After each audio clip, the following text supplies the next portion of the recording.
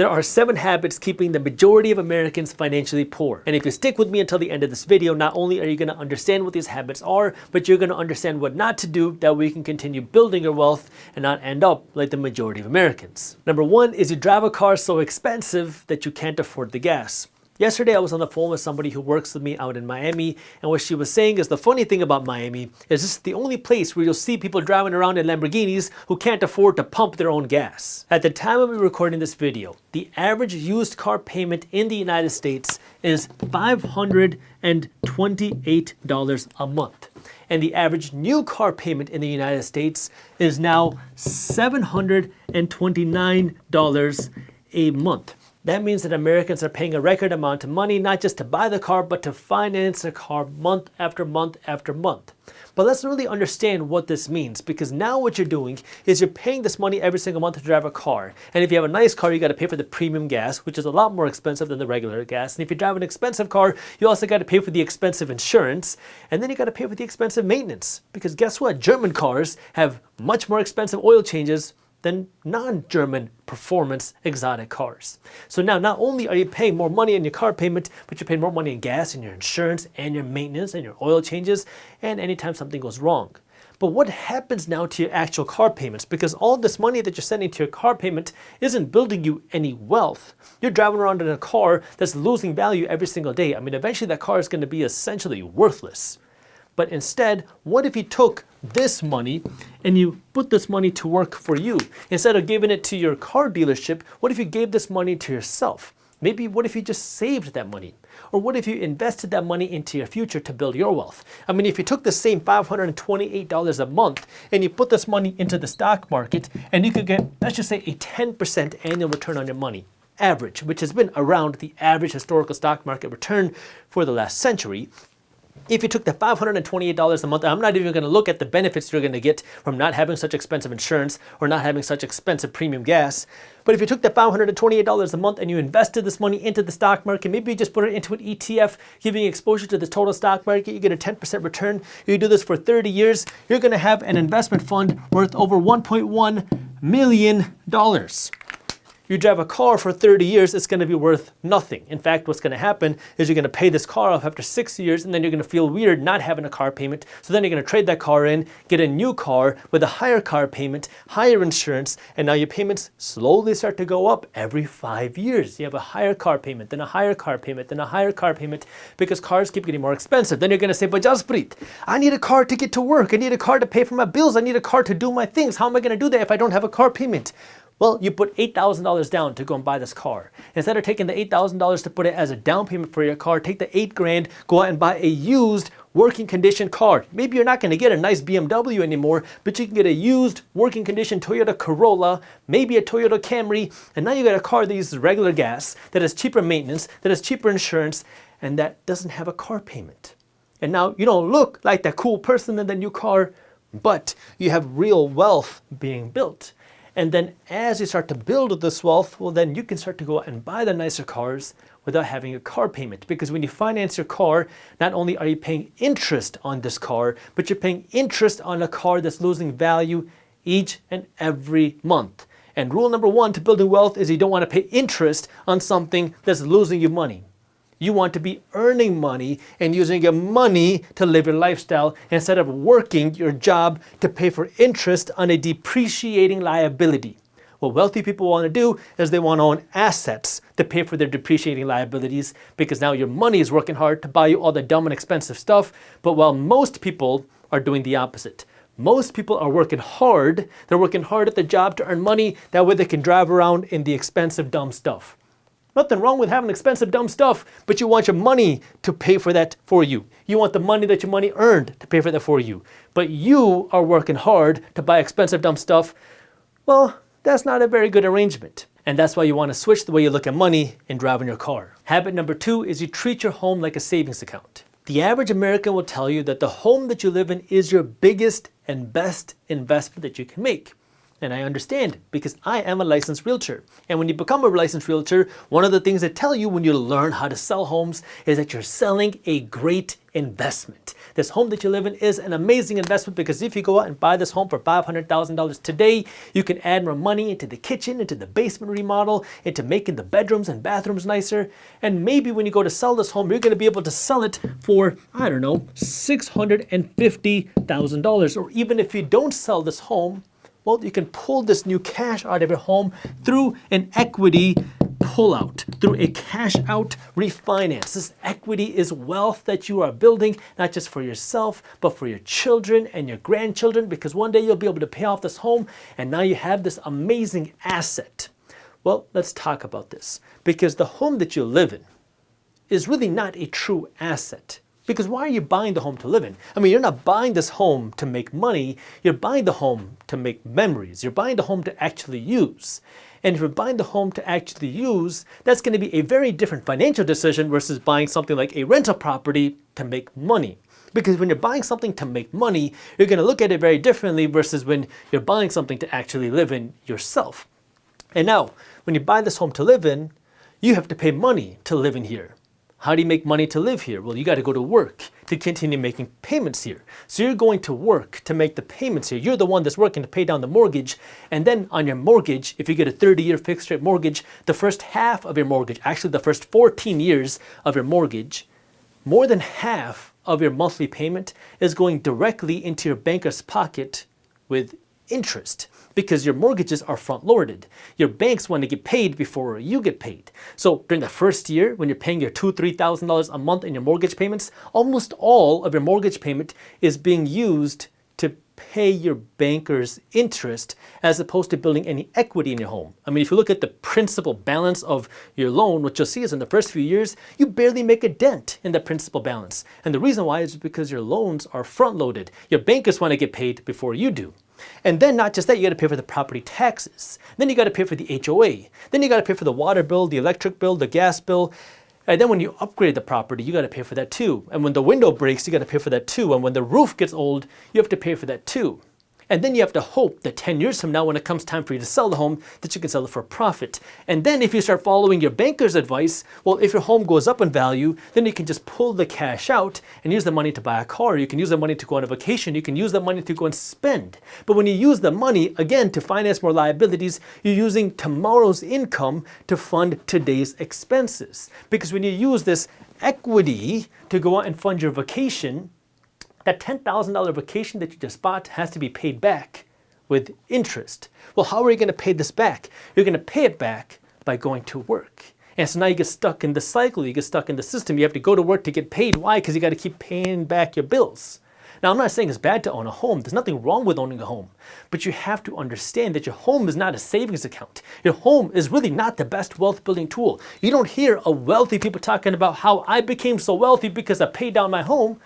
No. Wealthy people become wealthy because they build a business, or because they buy a business, or because they invest in stocks, or because they invest in rental properties. They don't talk about how they became wealthy because they paid down the equity in their home. They talk about how their home is an expense, about how you have to pay for all these expensive things to continue funding your home. Maybe you'll be able to sell your home for a profit, but if you sell your home for a profit, you no longer have a home. And this is where now you have to understand the difference between using your home as a savings account and just owning the home that you live in. Treat your home like a liability, because if you do that, you're not going to stretch yourself too thin. You're not going to stretch yourself too thin. That way now you own a home, but you have no more money to invest. And that's what ends up happening to so many Americans, is you go out and you tell yourself, and your banker's going to tell you the same thing, your realtor's going to tell you the same thing, your parents and your friends are going to tell you the same thing, that your home is the best wealth building tool and you have to own your home. And when you do that, now you might go out and stretch yourself a little too thin because now you want to have that dream home because it's an investment. I mean, why not? So now you go out and buy this dream home, and then you have no money left over every single month because you're spending all your money in your home. And now you don't have any money to put into the stock market. You have no money to buy a rental property. You have no money to start the business idea. You have no money to invest into other business ideas. And now because you have no more money to invest, all your money is being sunk here into this money pit, which you thought was an asset, that you thought was an investment, that you thought was a good financial decision. But in reality, it's just pulling money out of you. A real investment is something that will pay you as opposed to something that you have to pay for.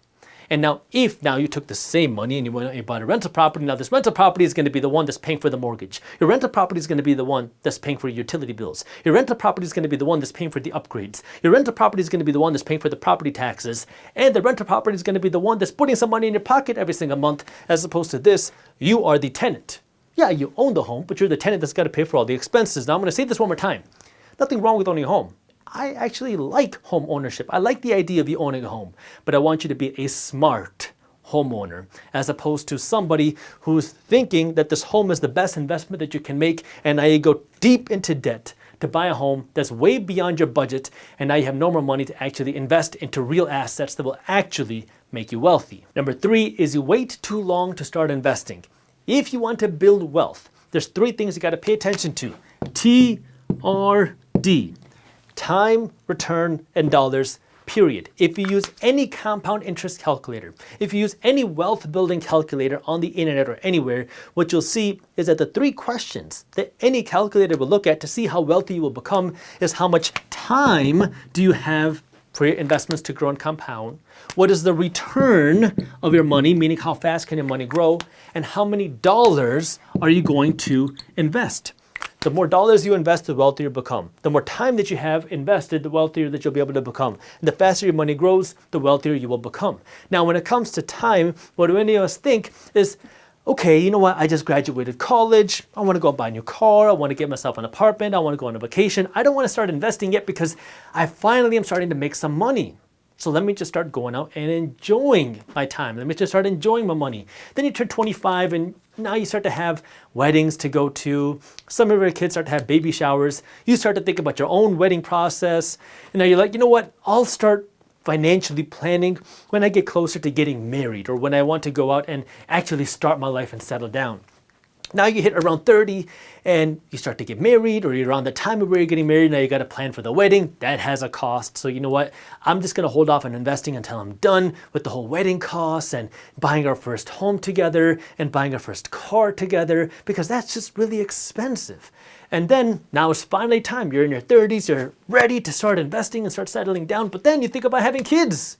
And kids are expensive. You got to think about childcare. You got to think about what are you going to feed the kids. You got to think about your kids' clothes, you think kids' schools, and all these things have a cost. And maybe you start investing a little bit in your 401k because your friends are doing it, but you keep putting off this idea of investing more because you have all these expenses that keep adding up. And then you turn 35, and then you turn 40, and everything keeps happening. Your kids have friends who have birthdays. Your friends have baby showers. You have weddings to go to. You got trips to go to. You got bachelor parties to go to. All these things are expensive. And one of the most important factors, you got 3 factors that will determine how wealthy you will become. You cannot change time, but you can change the return, you can change the dollars. But the one factor you cannot change is time. And this is why it becomes incredibly important for you to start investing sooner rather than later. Even if you don't have a lot of money to invest, well, guess what? If you can start at the age of 21 with $100 a month, that is going to be extremely powerful. And this is where now make a little bit of a sacrifice to start investing sooner rather than later, because this money will have more time to compound. And the more time that your money has to compound, the wealthier you will become, period. You don't even have to know how to invest. Just start throwing some of your money into the stock market. I know you don't want to do that, but just start. Because the more time that you have to invest, your knowledge is going to compound, your money is going to compound. Yeah, there will be times where you lose money. There will be times where you go through a market crash. There will be times where you go through a recession. This is a part of our economic system. But your money has to have time to grow. And you cannot go back in time to start investing 5 years ago. You can work to improve how many dollars you invest. You can work to improve your financial education, improve your returns, but you cannot change this time, which is why you have to get started with investing sooner rather than later. Now, if you're looking for some additional resources on how to start investing and the financial education, my team at Briefs Media put together this amazing ebook on how to build wealth as an investor. And this starts with the basics of how do you build the mindset of an investor, to how do you save your first couple $1,000s, to then how do you start investing, through the different ways to invest your money. What is investing for cash flow? How do you invest in for cash flow? What is investing for appreciation? Then we go over things like how do you spend your money smartly, to how do you earn more money smartly, to how do you protect your assets. This ebook is completely free and it is packed with value. So if you want to get a copy of this ebook for free, all you got to do is click the link down in the description below or go to briefs.co/ebook. Number 4 is you act like an influencer. The difference between a social media influencer who's showing off their fancy brand name stuff and a random person on the internet who's showing off their brand name stuff is that the influencer is generally getting paid.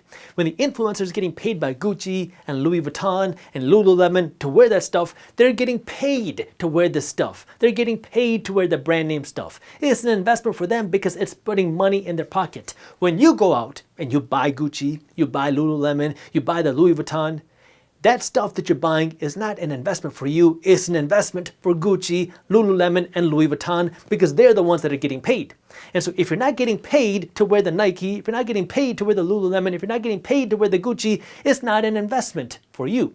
Now again, nothing wrong with buying the stuff, but you gotta understand where in your financial journey that you are. If you're struggling to pay your bills, if you don't have any investments, if you're not generating any cash flow, if you don't have any dividends, if you don't have any rental properties, and you got all the brand name stuff, your priorities are in the wrong place. And you got to remember now, what is an investment versus not? If you are an influencer and you're getting paid to wear the Gucci, that's an investment for you. If you're not getting paid to wear the Gucci, it's not an investment for you. Number 5 is you're counting pennies, not dollars. I was in Europe recently because I was invited to speak, and while I was there, I had some time to kind of roam around. And while I was there, I met a couple from America who recognized me. They came up to me and told me how they were on this beautiful vacation in Europe, checking out all these different countries. I think it was like a 14-day vacation throughout Europe. And I said, that was amazing. And the couple asks me, because they had this debate between the husband and the wife, which was essentially, what are my thoughts on Starbucks? Because the husband and the wife are debating on whether it's a good idea or not to spend $4 a day on Starbucks. One of the people, I think it was the husband, was upset that the wife was going to Starbucks every single day. And they were talking about how much money they were spending on Starbucks and whether this money would have compounded and grown to actually build wealth. And the funny thing was, I looked back at them and I asked them, how much money do you think you spent on this vacation? I think they told me $15,000 on this 2-week excursion through Europe. And you're asking me about $5 at Starbucks, if that's going to make a difference in your life. Because over the course of a year, $5 at Starbucks every day is about $1,500, and you spent 10 times that on this vacation. So now the question is, where are the bigger money questions? Is it Starbucks that's keeping you struggling financially, or is it a bigger question? Is it the expensive apartment that you have? Is it the expensive car that you drive? Is it these $50,000 questions, or is it the $5 a day question? And this is where now you got to just be honest with yourself. You got to know how much money you can spend. Is it the $5 things that's keeping you broke, or is it the $50,000 things? Is it the job? Is it your car? Is it your apartment? Is it some other expensive decisions, or is it the $4 or $5 that you're spending on that coffee? Number 6 is you buy what you deserve, not what you can afford. I already gave this example in a previous video, but I'm going to give it again here because I think it's very fitting. There was a news story here in Detroit about a lady that was being interviewed because her water was being cut off because she wasn't able to pay her water bill. Now, it was a very sad story because she was talking about how she no longer had the money to pay her water bills, so she didn't have money to give her kids water and all that.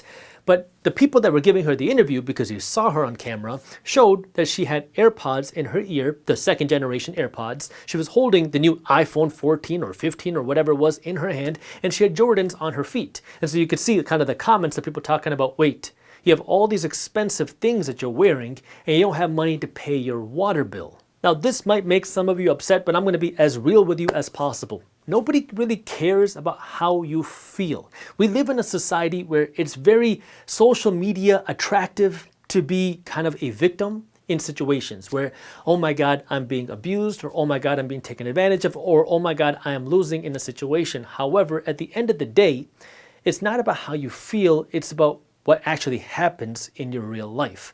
And when it comes to money, that means if you're spending money on things that you deserve because you work so hard, so you deserve that Gucci handbag, or you work so hard, so you deserve to drive this nice car, or you feel like you finally deserve to have this dream home, but your bank account feels differently, well, guess what? You can go out and buy all that stuff. It's easy to buy things because of our society. It makes it very easy to buy things with easy lines of credit. It makes it very easy to buy things with buy now, pay later, or as I like to call it, broke now, broke like later.